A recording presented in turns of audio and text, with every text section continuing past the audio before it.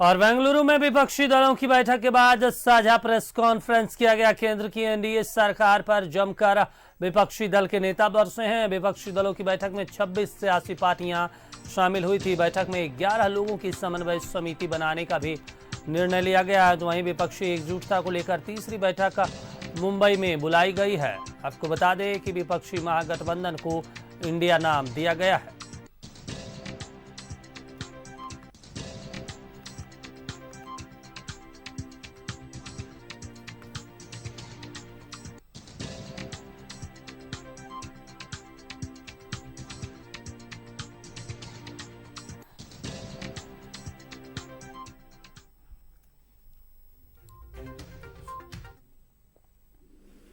Today's situation that the BJP government wants to destroy the democracy in this country, and also they want to destroy the constitution.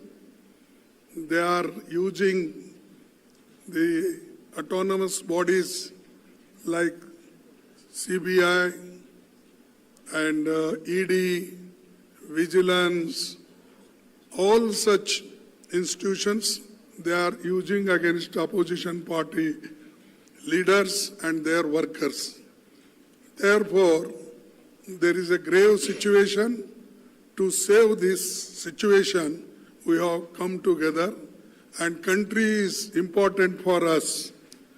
Though we have got some differences in each state politically, but that is, we have kept that behind, not front.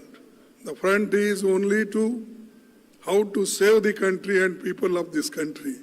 That is the issue before us, and that our leaders have shown. We should be together in the interest of the country, and they gave many suggestions, and we have accepted, and we will continue to follow it.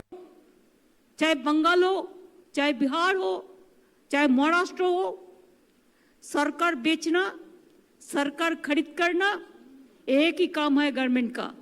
इसी के लिए हम लोगों ने आज सब मिलके एक रियल चैलेंज लिया है। डिटेल्स खड़गे जी ने आपको फुल फ्लेजेड नाम बताया, लेकिन इसका शॉर्ट फॉर्म में होता है India. Let us challenge India, NDA, can you challenge India?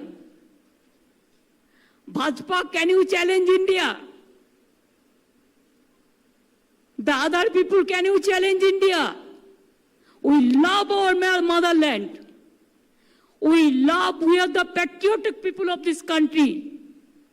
We are for youth, we are for students, we are for farmers, we are for Kishans, we are for Dalits. We are for good economy. We are for the country.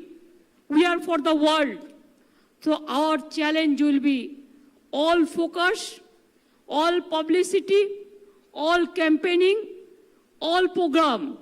It will be under the banner of India. 9 साल पहले इस देश के लोगों ने नरेंद्र मोदी जी को भारी बहुमत देके जिताया था।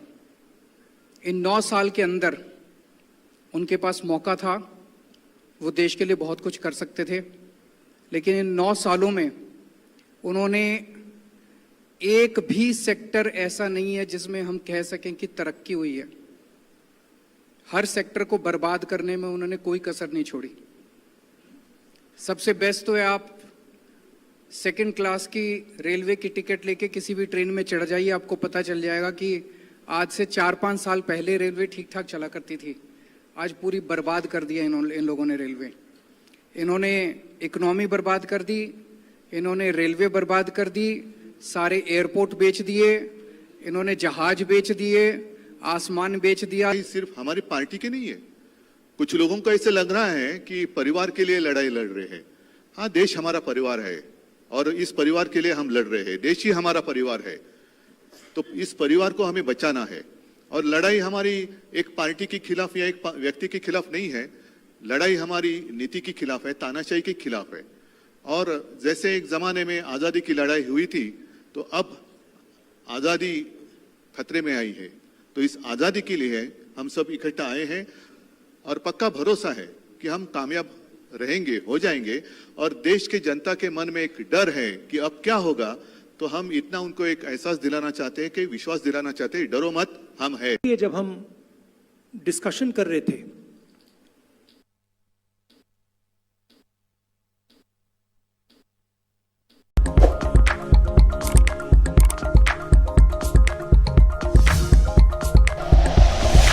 Like and share videos, subscribe करें हमारा चैनल और प्रेस करें बेल आइकॉन। न्यूज़ 11 भारत, सच है तो दिखेगा।